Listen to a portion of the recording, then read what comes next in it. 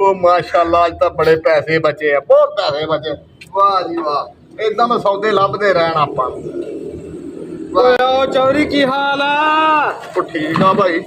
ਕੀ ਆ ਪੈਸੇ ਹੀ ਆ ਭਾਈ ਕਿਹੜਾ ਅੱਜ ਕੀ ਬਹੁਤੇ ਆ ਗਏ ਪੈਸੇ? ਬੜਾ ਰੱਬ ਨੇ ਰੋਜ਼ੀ ਦਿੱਤੀ, ਬਹੁਤ ਰੋਜ਼ੀ ਦਿੱਤੀ ਯਾਰ। ਕਿੰਨੀ ਦੇਤੀ? 10 ਦਾ ਲਿਆ ਸੀ ਹਾਂ ਤੇ 15 ਦਾ ਵੇਚਤਾ ਆਪਾਂ।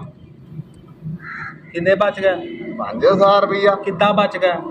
ਤੈਨੂੰ ਮੈਂ 20 ਵਾਰੀ ਕਿਹਾ ਤੈਨੂੰ ਹਿਸਾਬ ਆਉਂਦਾ ਨਹੀਂ, ਹੁਣ ਮੈਨੂੰ ਹੀ ਕਰਨਾ ਪੈਣਾ। ਇੱਧਰ ਕਰ ਹੱਥ।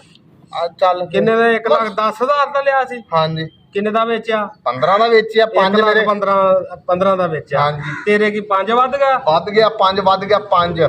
ਓਏ ਓਏ ਬੂਥੀ ਕੱਢੀ, ਬਚ ਕਿੱਥੋਂ ਗਿਆ? ਬਚ ਹੀ ਗਏ 5000। ਕਿੱਦਾਂ ਬਚ ਗਿਆ? ਇਹ ਮੇਰੇ ਸਾਹਮਣੇ ਜਿਹੜਾ ਤੂੰ ਉੱਤੇ ਖਰਚਾ ਕੀਤਾ। ਬੋਲੋ 10000 ਰੁਪਏ ਸਾਰਾ ਖਰਚਾ ਕੀਤਾ। ਅੱਛਾ 10,000 ਉਹ ਕੱਢ ਦੇ ਵਿੱਚੋਂ 1,15,000 ਚੋਂ। ਉਹ ਲੱਖ ਲਾਣਾ ਤੇ ਆਪਾਂ ਨਹੀਂ ਕਰਨਾ ਕੰਮ। ਪਤਾ ਨਹੀਂ ਕਿੱਦਾਂ ਦੇ ਕੰਮ ਕਰਦਾ ਫਿਰ ਅੱਜ ਤੋਂ ਬਾਅਦ ਘਾਟਾ ਖਾ ਲਿਆ ਇਹਦੇ ਵਿੱਚੋਂ, ਤਾਂ ਆਪਾਂ ਇਹ ਵੀ ਨਹੀਂ ਕਰਨਾ।